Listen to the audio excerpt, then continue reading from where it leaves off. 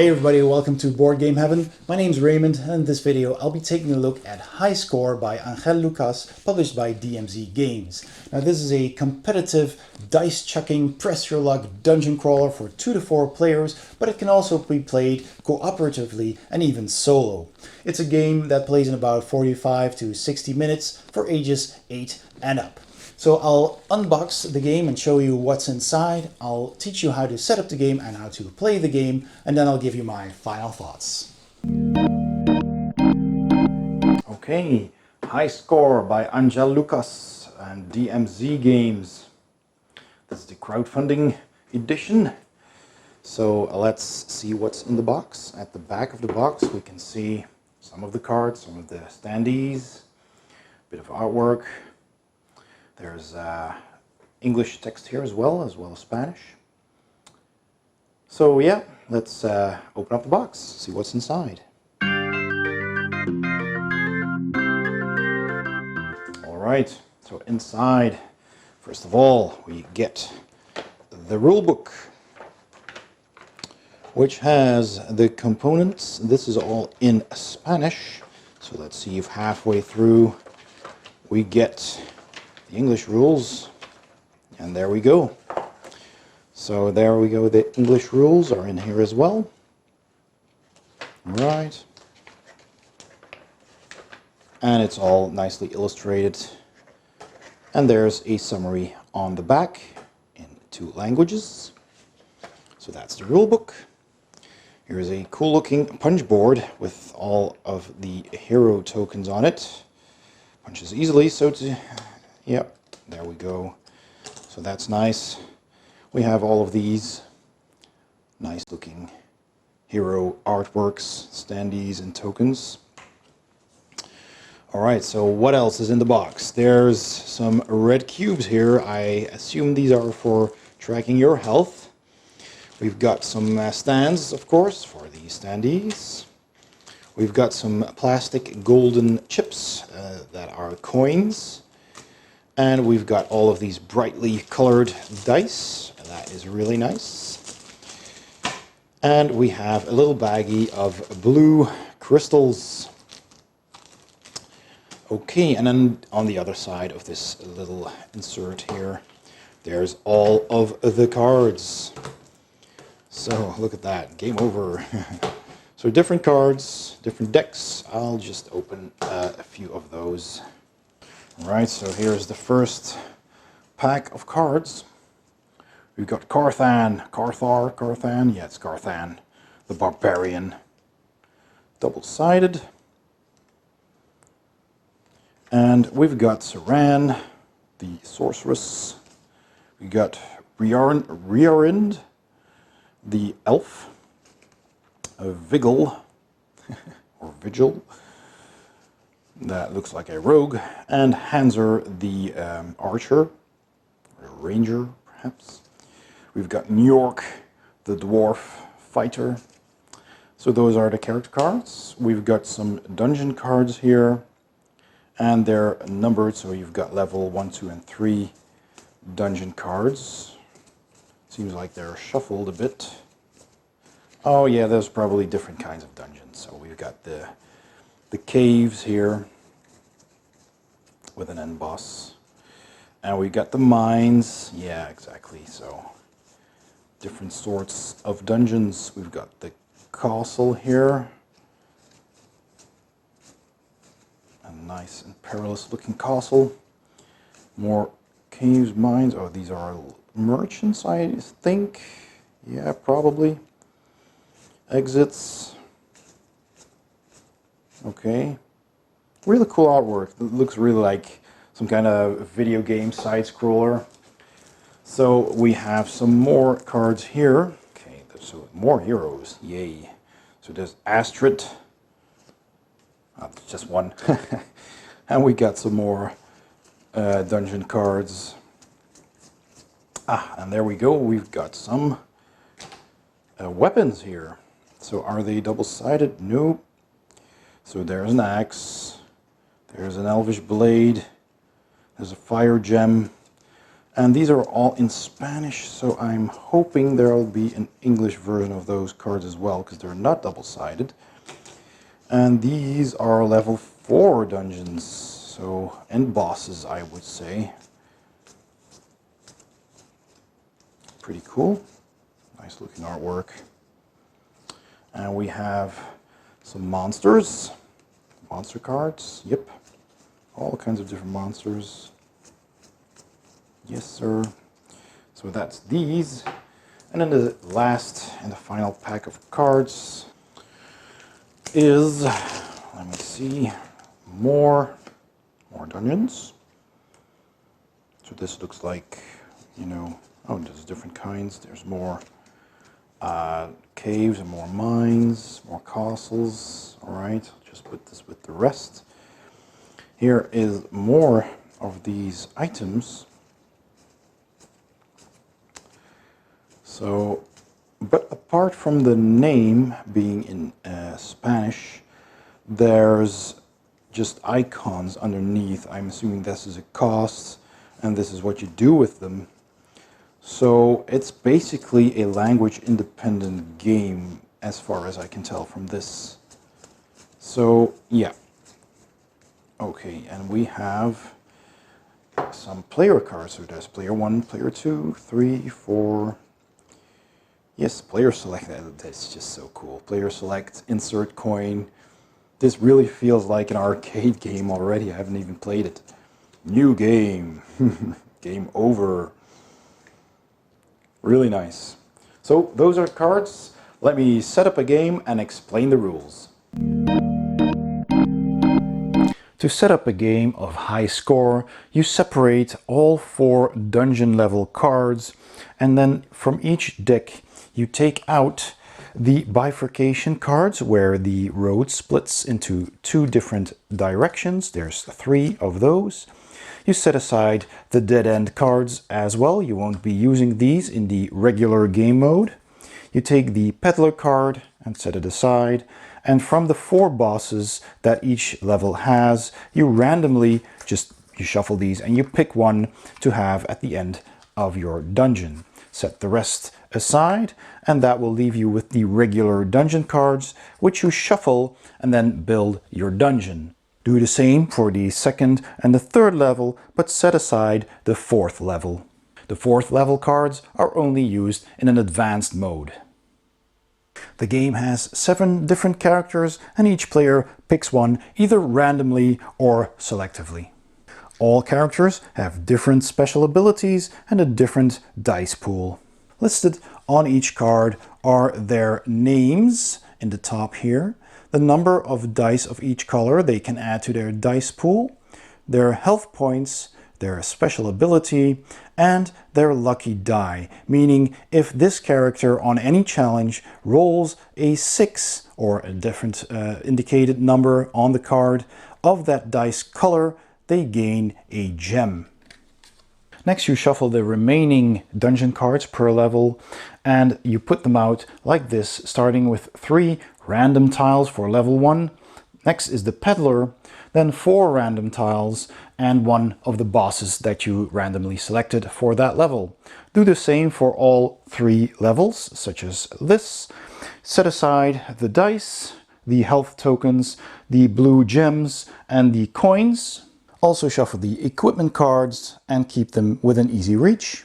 And after everyone has either randomly or by choice selected one of the heroes, taken their card, you deal these health tokens to each of the players according to the number listed on their cards. Place your standees next to the first card of the first level. Select who goes first, and you can deal out these player cards to the players to remember who goes first. Give each player 1 coin and 1 gem. Put all the remaining tokens and cards back in the box, and now you're ready to play. The goal of the game is to be the first player to make it through all 3 of these dungeon levels and defeat the final boss. Each turn, a player has 3 phases: the initial phase, the action phase, and the final phase. On the initial phase, you add as many dice to your pool as described on your character card. For example, Garthan the Barbarian here has 4 red dice, 3 blue ones, and 1 yellow, which are over here. The red is for strength, the blue is for dexterity, and the yellow ones are for cunning. And the yellow ones can be used to substitute a red or a blue die. Black is magic and only used by several magic user characters and can be used to substitute any of these 3.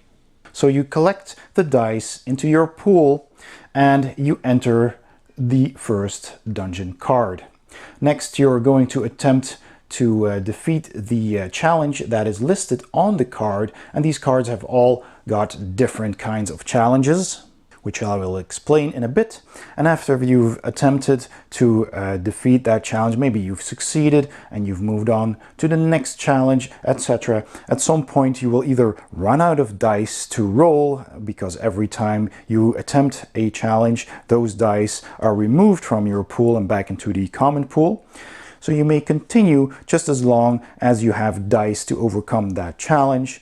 And at some point you will end your turn, which is the final phase. You return any unspent dice to the common pool. If you have used your character's special ability, which tells you to rotate your card, indicated that you used it on your turn, you can put it upright again. Some equipment card also give you a special ability that requires you to turn over the card. You can turn those back up as well. And then the next player can take their turn. Now the challenges on these cards are of course indicated with dice. So for example, this card here needs you to roll 2 red dice, and on a result of a 3 or higher per die, you defeat this orc. And you also get a reward. Some cards will have either coins or gems or both printed on them. And if you successfully defeat this challenge, you can get those rewards. So once that happens, so for example, my barbarian has moved over here, it's a new turn, then I can choose to either take 2 dice to attempt that challenge from my pool, and I have 4, or I can roll 3 or perhaps even all 4 to increase my chances of rolling 2 3s or more. Rolling a single 6 is not enough. You really need to roll a 3 or higher per die listed on the card.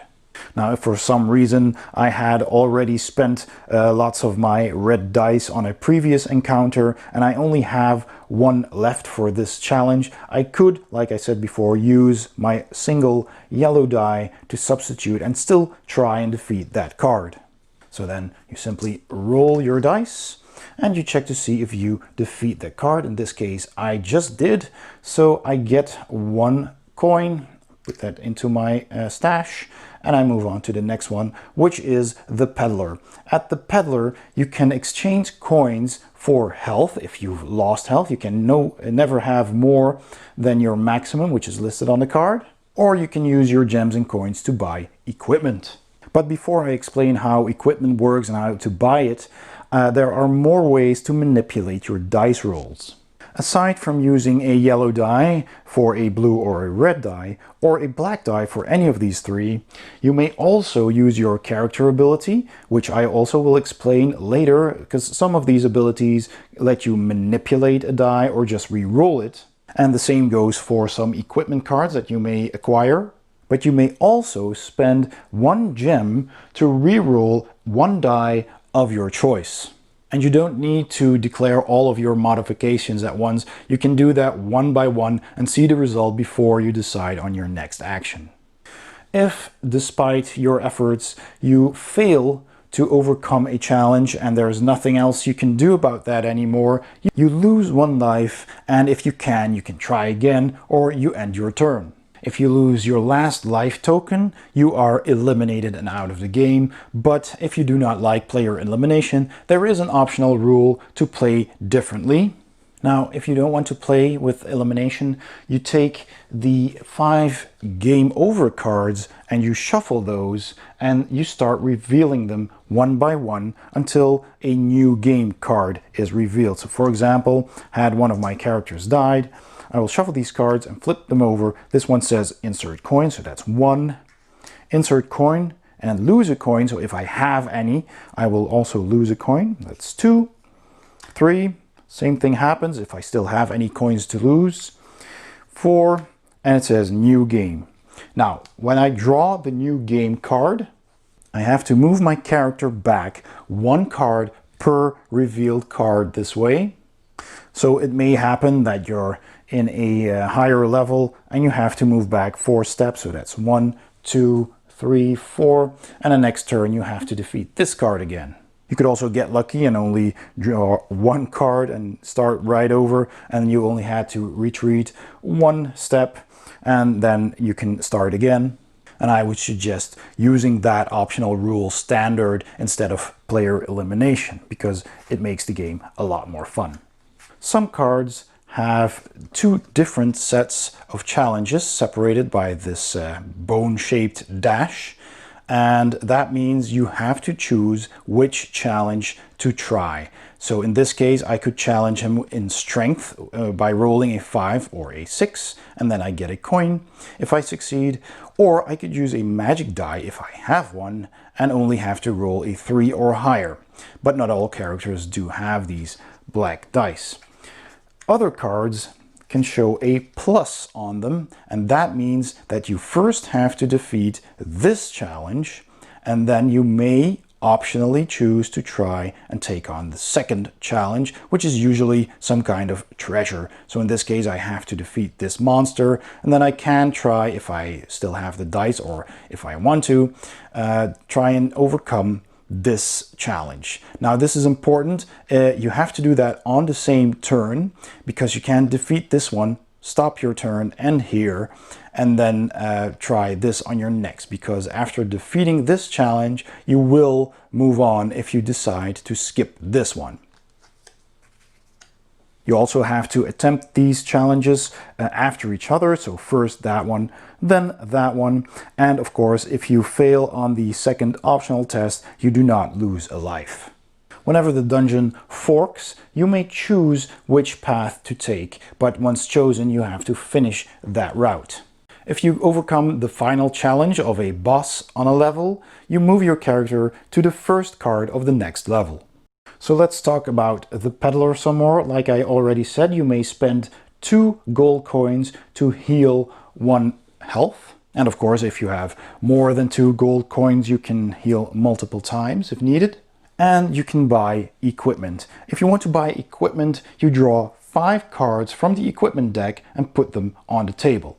These cards are what the peddler has to offer you at this time, and you may buy as many of these cards as you want, as long as you can pay for them. You may use gems as coins, but not the other way around. But remember, the gems are also useful to reroll failed dice rolls. Take the equipment card you bought and put it next to your character, pay the costs, and take the other cards and shuffle them back into the equipment deck. You may stop and rest on the peddler card if you choose to, but its effect will not activate again, only when you enter it. There are several different types of equipment cards, and I'll show a couple to you right now. So we've got cards that will permanently add a die to your pool, such as this one. These are usually very expensive. You have cards that require you to discard them and you will get some kind of bonus, either an extra health like this, you heal, it's basically a healing potion, or you get to re-roll some dice or add dice to your pool. These types of equipment allow you to rotate the card and add something to your dice pool, in this case 2 points of value to a black die, but they can also tell you to re-roll a die or to add dice to your pool. And there are also types of cards that have a certain kind of requirement that will give you some kind of bonus. More on that later. Those are all the basic rules, but this game has a lot of optional rules and even additional gameplay modes. There is also a solo mode and a cooperative mode, which I will briefly cover in a bit. But first, let's talk about all the different icons in this game. The game uses a lot of iconography, which makes it language independent, which is very good. So let's take a look at these symbols here. So a plus with a die adds a dice of that color to your dice pool. This means you have to rotate a card to use its effect. This means that you have to discard a card to activate its effect. This is a life token, which of course is very clear. This is an object. This is a die of any color. This means you get to re-roll the dice of the given color. This means that you can recover a die that you just rolled if it has this result. This tells you to recover an already used die of the color shown regardless of the result. This tells you to add as many points shown on the die to a die of the color shown. This tells you to add 1 to every rolled die of this color, which is indicated by these dots. So all of these blue dice get an extra 1 value in this case. This tells you to convert a die of this color to that color, regardless of the result. Over here, it tells you that you cannot use a die of that color on that test. So even if you want to use a black die, for example, to substitute for something else, you cannot do it. This -1 coin means you pay 1 coin less per equipment, which is also very handy. This, which we saw on the equipment card just a bit ago, tells you that every time you use in this case, a red die on a test, you roll an extra die. So it adds plus die. In this case, it tells you if you succeed in a test that requires at least 2 red dice, in this case, you recover 1 health. And this could be, of course, a different color. Here, this means if you spend this card, you lose a life, you flip it over, and then you can convert all the dice of that color into 6s of the same color. This card requires you to spend a gem and to rotate the card, but you get a life. This means that if you discard that card, you get a die of that color. And finally, discard that card and add either 3 red dice or 2 black dice or whatever is indicated to your dice pool. So once one of the players reaches the final boss and manages to overcome the challenge, then you finish the round if that wasn't the last player, and then at the end of the game, anyone who has defeated the boss is a winner. And if there's multiple players, then you have a tie, and you compare all of your gained treasures by adding the value of the equipment and the unspent coins and gems together, and whoever has the most treasure is the winner. If there's also a tie on treasure, repeat the process but only counting the gems. So like I said, the game has many optional rules and also different game modes. Let's go over a couple of optional rules for the competitive game, like I've explained right here. You can play with hidden dungeon cards. So on the initial setup, when you're setting up the dungeon, you flip all the cards over so you do not see what is in it, and you only flip them over once one player manages to reach that card. Or alternatively, you could also choose to only flip over the final bosses.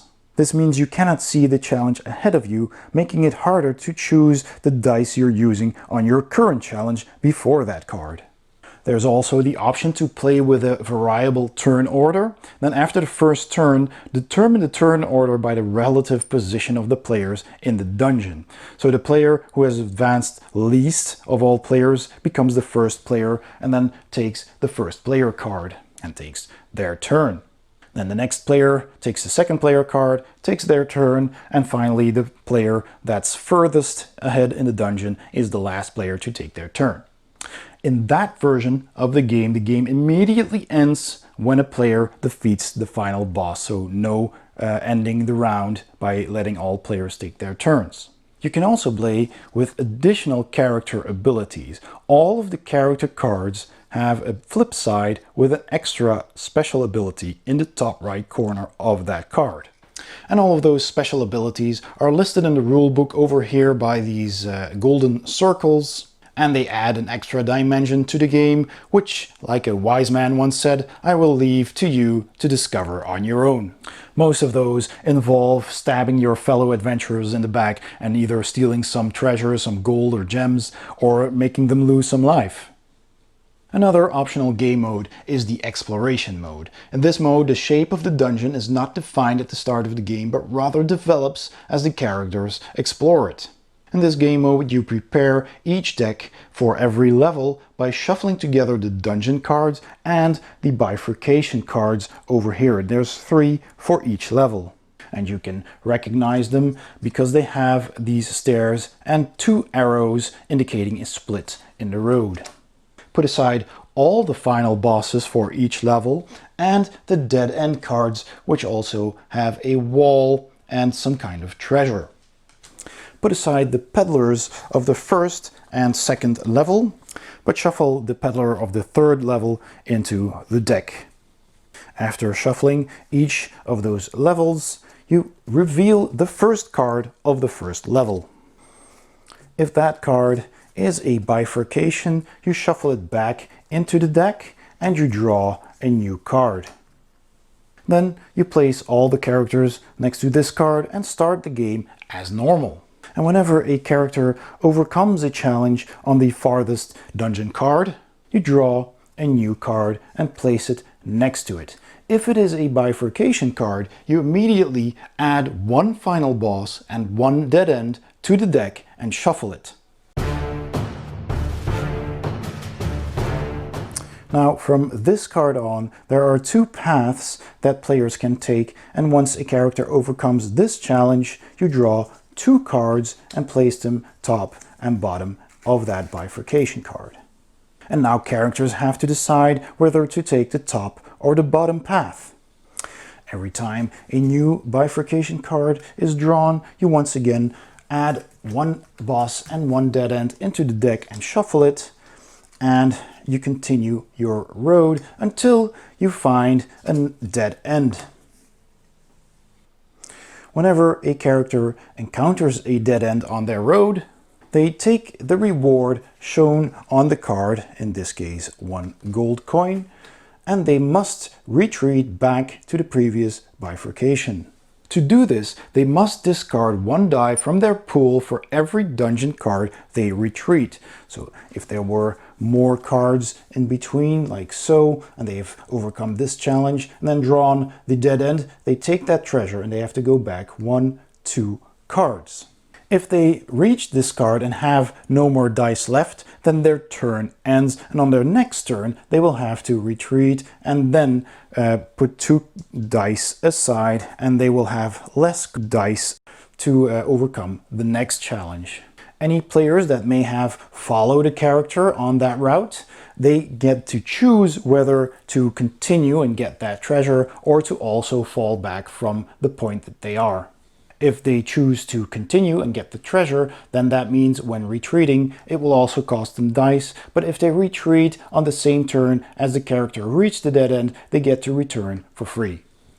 Whenever a character manages to defeat the final boss of a level, then take the peddler of that same level and put that out as the first card of the next level. So after you've put this apart and shuffled these cards, then the first level peddler will be the first card that you move to, and here all the players can buy some equipment or heal.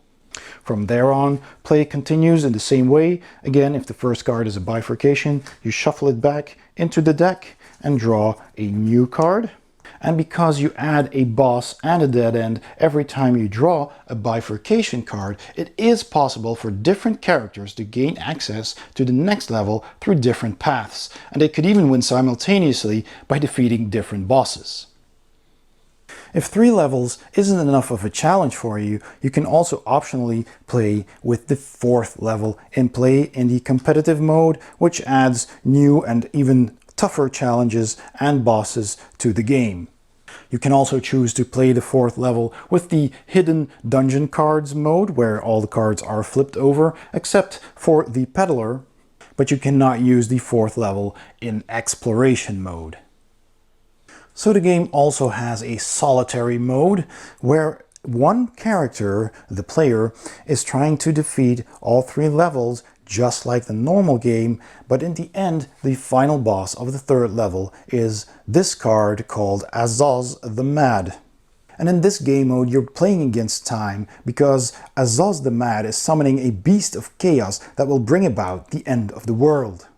So you choose your character and you set up the game as usual with the 3 levels, but of course the final boss is not one of these, but Azoz. The others are just the same without the dead ends and the bifurcations. The peddler is in its usual 4th place. You set up the cards as usual with the split in the road after the peddler, and you randomly select a monster for the 1st and the 2nd level. For this game mode, you also use these wandering monster cards, and you have to separate them by level because all of these cards have a level indicated here on the right. This is a level 1 monster, this is a level 2 monster, and this is a level 3 monster. Now all of these monsters have different abilities written on them. So I'll explain how these cards work over here. This is their movement speed, so this monster moves 2 cards. This is their special ability, and there are several, which I will explain in a bit. This is the challenge you need to overcome to defeat them and remove the card, or you can choose to dodge the monster in case nothing happens, but it simply costs you a die of the given color. And this, like I said, is their level. So these wandering monsters have 3 different special abilities. This one with the flashes says at the beginning of your action phase you should succeed on a test on the marked difficulty or lose 1 life. You can just ignore the test but lose the life anyway, because every time you do a test and you do lose a life. And if you win, you defeat the card. And if you choose to dodge the monster, like I said, you remove 1 die of the given color here, or maybe multiple. And that means you will have less dice to roll in your pool, but you can ignore this monster for this turn, but it will stay in play. But with this ability, you will still lose a life if you fail that test. This icon means on your initial phase, you lose a die of the indicated color. And this icon means all the dungeon cards with a creature on the illustration adds the shown dice as extra difficulty on all their tests, except those after the plus symbol, because those are usually treasures. After separating all the 1st, 2nd, and 3rd level monsters and shuffling them, you take the 1st, put it on top of the 2nd, and put those on top of the 3rd, and then that is your wandering monster deck. At the start of each turn, you have an extra phase called the Azoz phase, and on that phase, you first roll 1 die for Azoz. On a result of a 3 or less, you draw a wandering monster from the pile, and you deploy it on the 1st card of the 3rd level. If the result is 4 or higher, you take a gem and you put it on one of these glyphs on Azoz's card. If you at some point run out of wandering monsters, you always take a gem and put it on his card. Next, you move all the wandering monsters that are inside the dungeons and move them as many dungeon cards as indicated by their movement towards your player character. If a creature reaches one of the tiles that you are in at that moment, then they stop there. Next, all the wandering monsters that are on the same level as your character activate their special ability if they have one. Next, it's your turn, but if you are on the same card as a wandering monster, you need to deal with the monster first. And they work the same as any dungeon card. You can choose one of these, but you either fight them, after which you remove the card on a success, and if you fail that challenge, you lose a life. Or you can choose to dodge them by spending one die of the indicated color, so that's removed from your pool, but nothing happens, so you don't really need to roll it. But basically, if you roll a success, nothing happens to the monster, you just sneak by. But if you fail, you still sneak by, but you don't lose a life. This really only matters when monsters have that ability that still make you lose a life when you try and dodge them. After dealing with the monster, you get to deal with the card that you are on. And remember that any monsters on the same level as you that have a special ability have that ability triggered before you start your turn. And in this case, all challenges will have an extra red die with a result of 2 added to it. So you need to roll that in addition to the challenge on the card. If at the end of the turn Azoz has all of his glyphs covered by a gem, you have lost the game. And of course, if you lose your final health point, you also lose the game. But if you manage to make it through the 3rd level and reach Azoz and manage to defeat him, but take note you cannot use black magic dice, then you have defeated the solo mode and saved the world. There is a second solitary mode that uses the 4th level, and in that mode Azoz is removed from the game and you add the 4th level. So this makes things extremely difficult. And you are playing against the Hunter. Now the Hunter is a special card that will chase you through the dungeon, and you need to reach the final boss before the Hunter reaches you.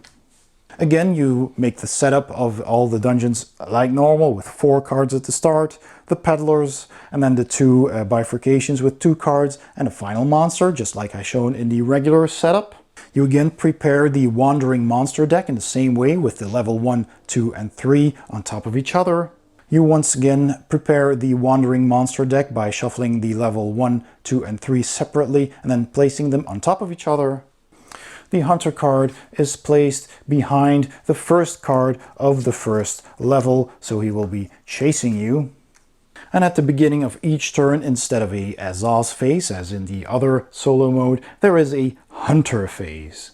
It only starts at the 2nd turn, so you go first and then do your exploring, and then the Hunter starts to call for a hunt.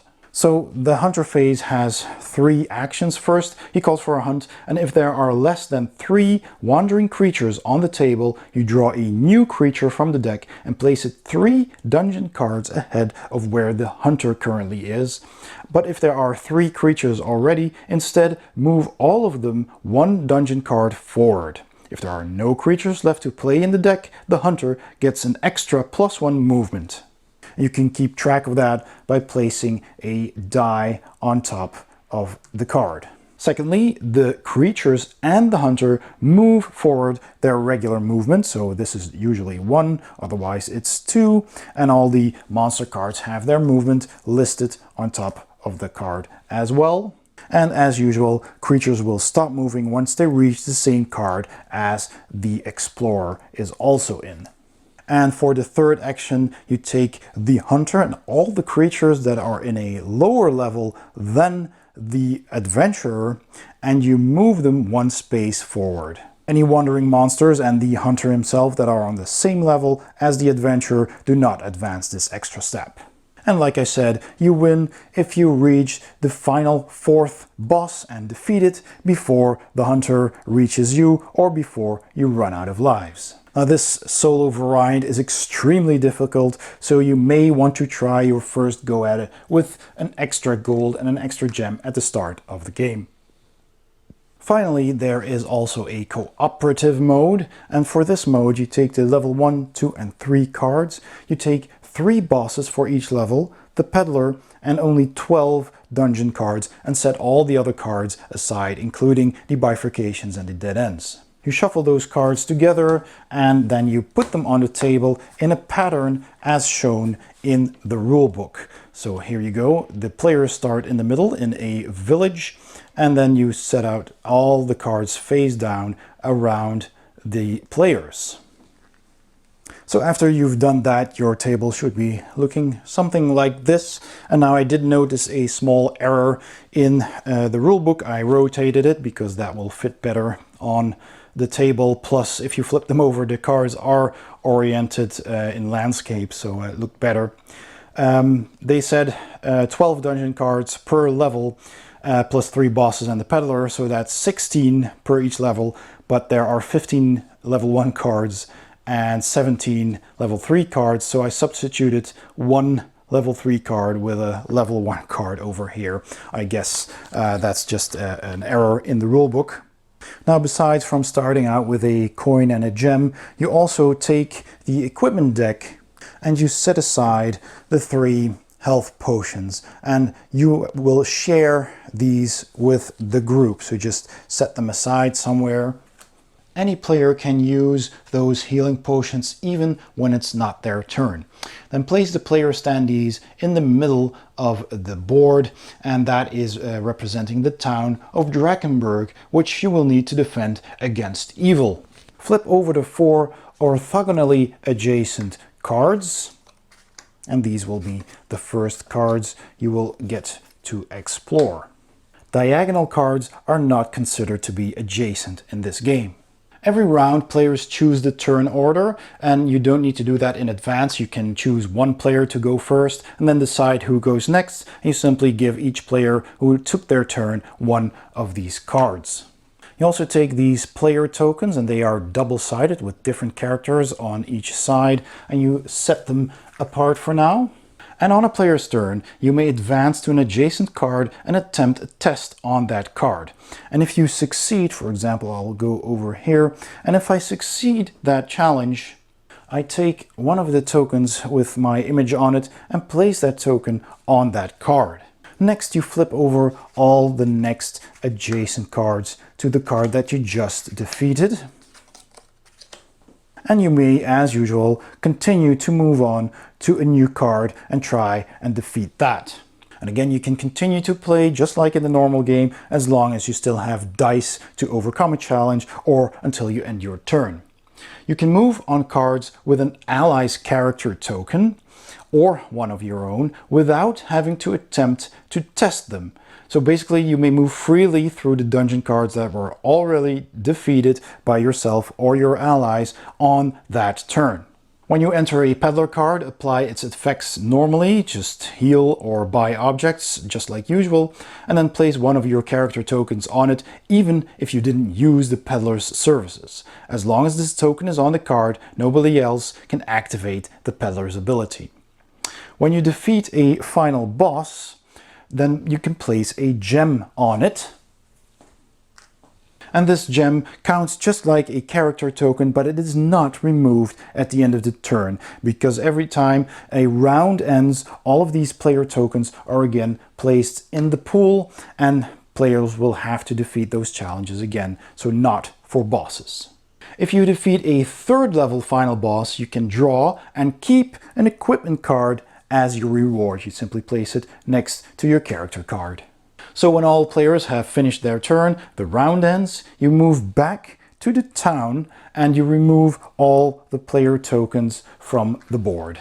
Now, the evil surrounding the village have poisoned the water supply, so at the end of each round, the poison effect takes place. After the first round, one player has to lose a life, and every turn thereafter, the loss increases by 1, so 2 lives in the second round, 3 in the third, and so on. You get to split those damages among the players.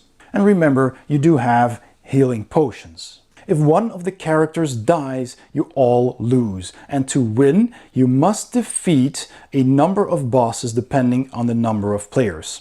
For a 2-player game, you need to defeat 5 bosses, which at least one needs to be a 3rd level boss.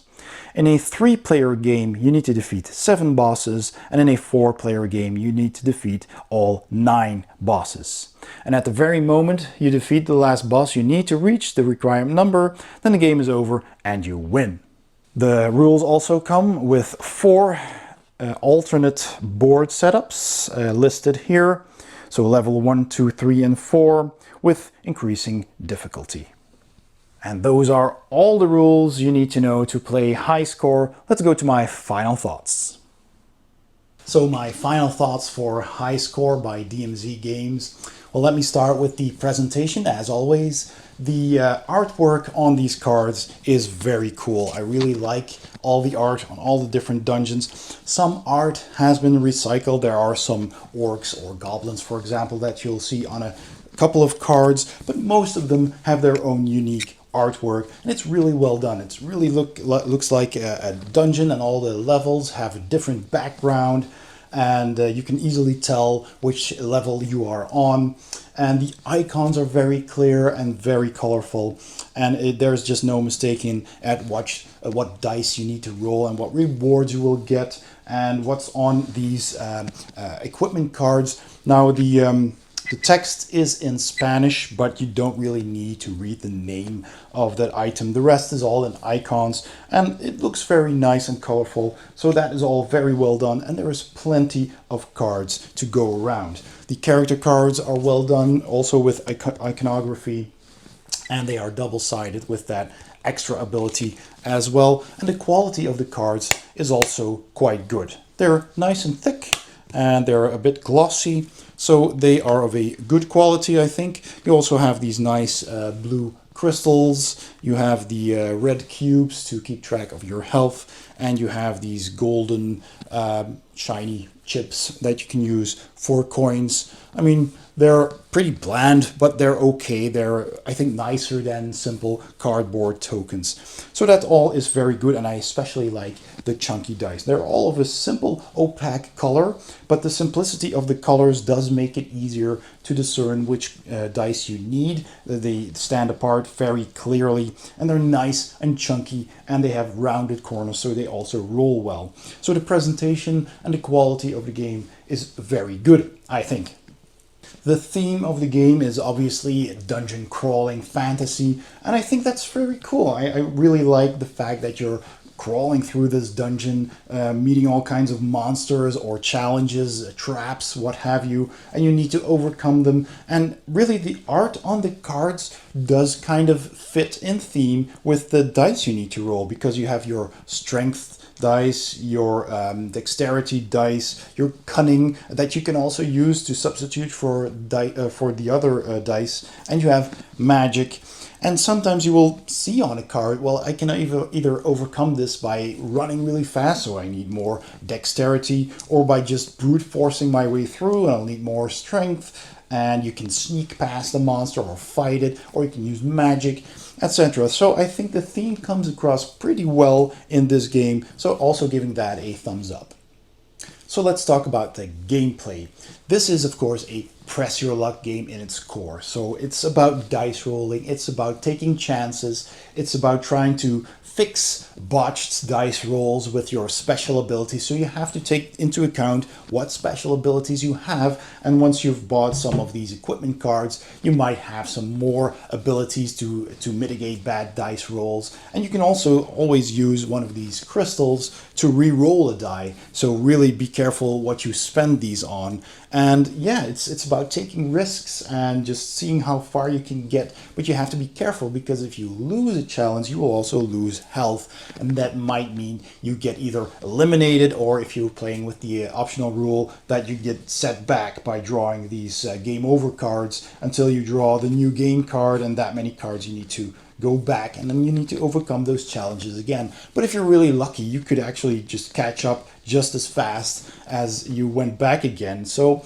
you know, there's that. And I do like the optional rules. There's plenty of optional rules here. I try to cover them all. I may have made some mistake because I haven't played them all, so forgive me if I did.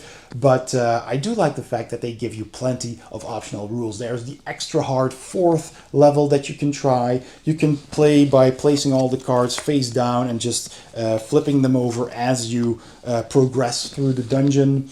And you can play with the randomly generated dungeon with the bifurcation cards and the dead ends, which is a lot of fun as well. You also have 4 bosses per level, and you just randomly draw one, so you get different boss. Well, not each time, but you can have different bosses each time. You have 7 different characters to choose from, which is a lot of fun. They all play slightly differently, so that's pretty good as well. So all in all, I really enjoyed this game, and it's pretty tough to actually reach the end if you're playing with 3 levels or 4 levels. This is nigh impossible. And yeah, I did like that. I did like that you feel that tension of, will I make it to the end, and will I be the first one to make it? Because that's the player that wins, and could just, you could just end up by not getting through the game at all if you're playing with the elimination rules and everybody dies, or then you could say, well, okay, the last guy standing wins, for example. But there's plenty of rules to discover, and I really like the fact that you can play this solo as well, with either the Azoz boss at the end of the 3rd level, or the hunter mode, although the rules for the hunter mode I found a bit confusing here and there, because I do think that the rulebook could have been written a bit better. It's not written very badly per se.